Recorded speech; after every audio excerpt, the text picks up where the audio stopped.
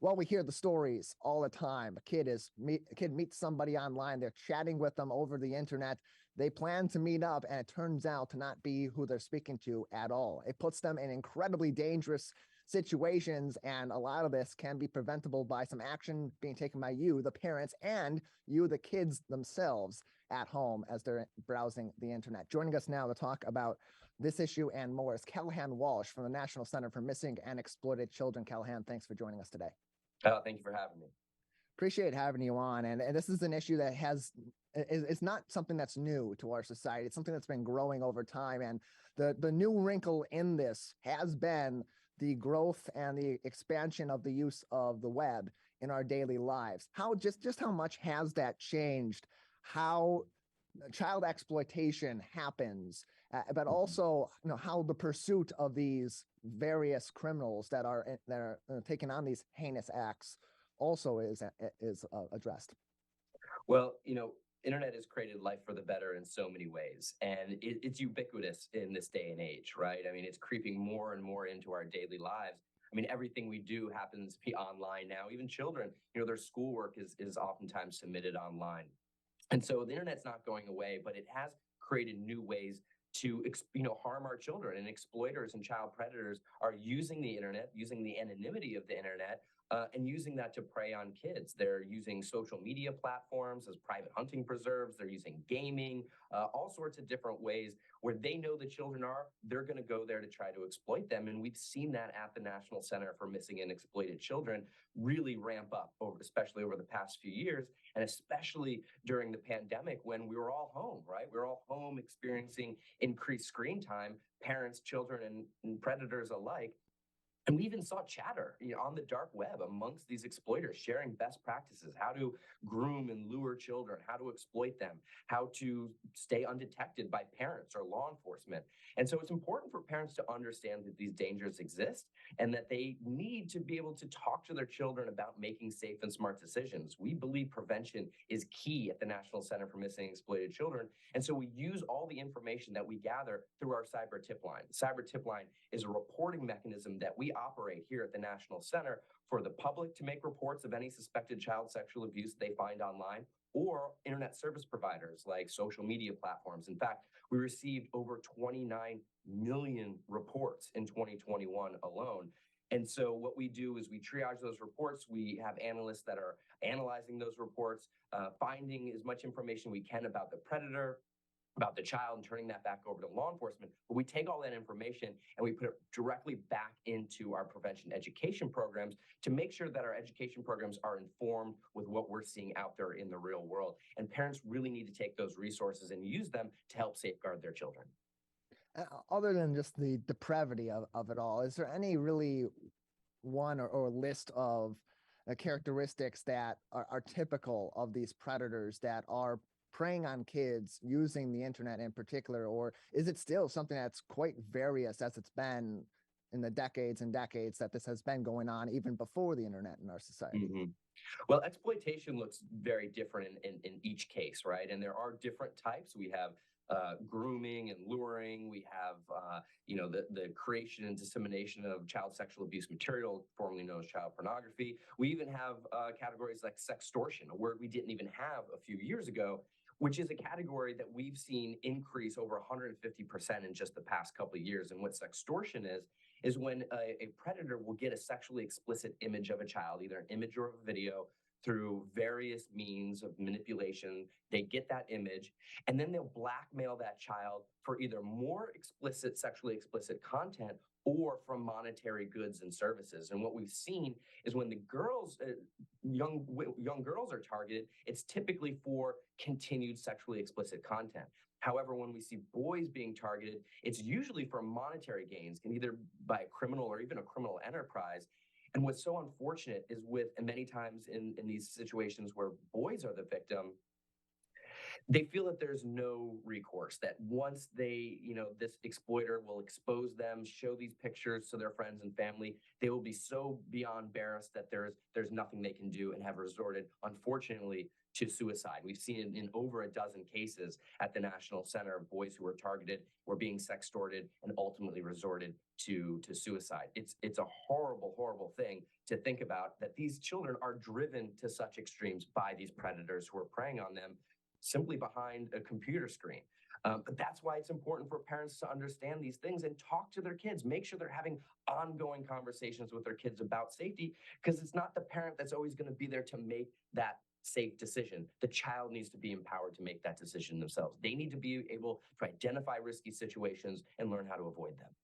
So for these kids on an individual basis, what are some of those overarching factors that are typical of children that may be more vulnerable in these cases to falling into some of these traps online, where they are talking to predators, or they are being exploited in a variety of different ways, such as sextortion by predators on the web?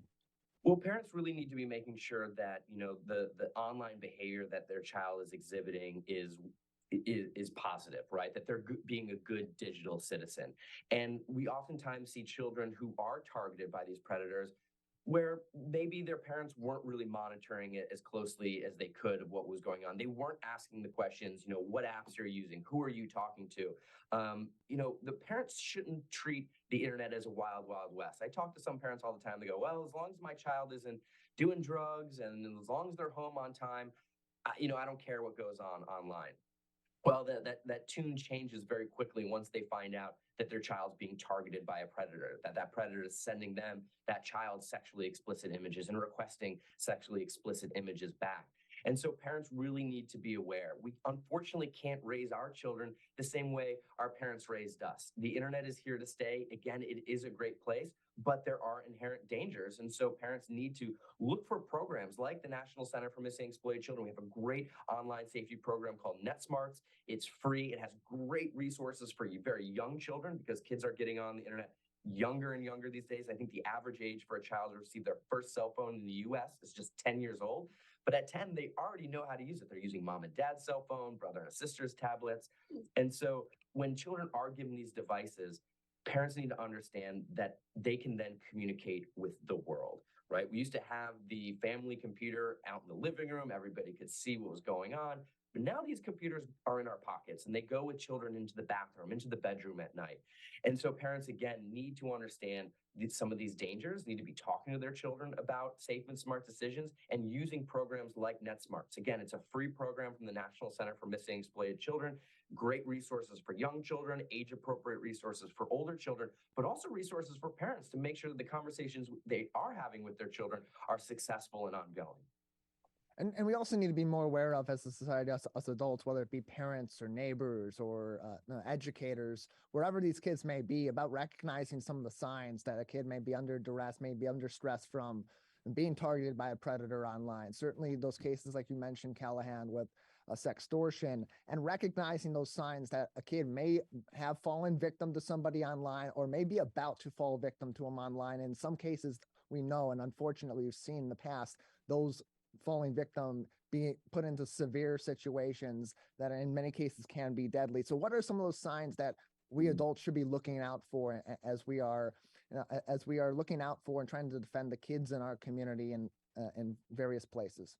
Right. Well, especially for parents, if your child is exhibiting behavior where they are very reluctant to share with you their online behavior, to share with you their usernames on different social media platforms, that's a big red flag. Every parent should be on using the same social media apps that their children are using. It's the best way to learn how they work. Just download them, get on them yourself, poke around, and friend your child. Make sure you have eyes on their accounts. Make sure their profiles are set to private as well.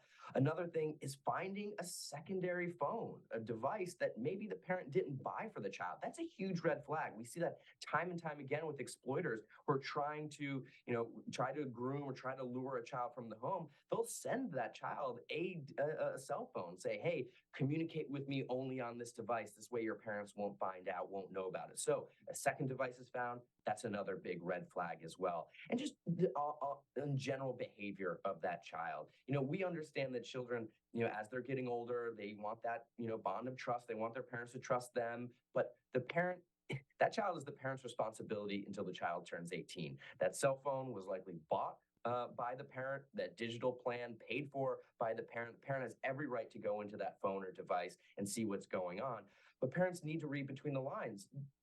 Think about the behavior that your child's exhibiting. Talk to them about things in the news, teachable moments, judge their reactions, and really try to understand if this is something you need to dive in deeper on. We're joined on today's program by Callahan Walsh from the National Center for Missing and Exploited Children. You can find more information and resources, including helpful tools to help you educate yourself and your kids on these issues and more about internet safety at their website, missingkids.org. Missingkids.org is the website for the National Center for Missing and Exploited Children. And as we talk about resources and we talk about education, so much of that also goes back to developing that trust with your kids and maintaining that trust with your kids. So for parents, how do you suggest that they go about maintaining that supportive environment that fosters their kid being open to having these conversations about them? And then even on the other side, the kids, how do you suggest that maybe they go about speaking to their parents about some things that they may be seeing online or maybe encountering online if they're uncomfortable, and open up those lines of communication so these issues can be addressed? Yeah, well, you said it best. It's all about communication. Parents need to be talking to their kids and starting at an early age, because the conversation you have with your youngest child about online safety when they're first starting getting online, when they get their first phone at maybe 10, 12 years old, is a vastly different conversation than you're having with your teen about online safety. So my recommendation, I always tell parents, like my top three is try to understand the technology the best you can. Again, that was downloading the apps your children are already using. Number two, to set ground rules and stick to them, especially if there's been bad behavior in the past. And number three is to have those ongoing conversations about safety. And for children, they also need to know that they won't get in trouble if somebody sends them something that's not appropriate. If somebody is trying to groom or lure them, trying to harass them, or trying to coerce them into sending explicit images of themselves or video, they need to know that they can go to a parent and not get in trouble, that it's not their fault if they're being targeted. And so children, again, need to be open with communication with their parents to say, hey, if something's happening to me online, I need to be able to go to my parent. I should go to my parent to make sure that this stops and that we can mitigate any damage that's already been done. More information again and resources from the National Center for Missing and Exploited Children can be found on their website, missingkids.org. Missingkids.org is their website. Callahan Walsh joins us today from the National Center for Missing and Exploited Children. And Callahan, just a few more minutes with you before we'll need to wrap things up today. Anything else at this time that we are seeing become a trend in how exploitation is facilitated online, or how we're seeing kids fall victim to exploitation from predators online that we haven't spoken about, but would be important for our audience to be considering as we continue to go on?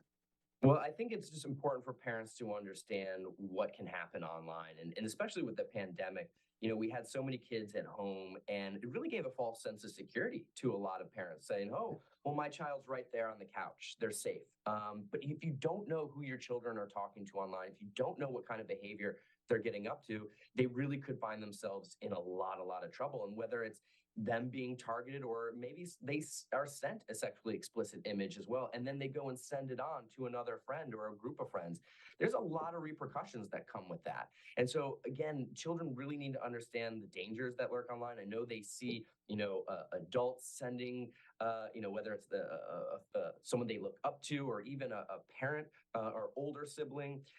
Look, romance is found online more and more these days. Again, the internet's not going anywhere, but children need to know that there are some serious dangers when it comes to sending or self-creating self-explicit images and sending them off.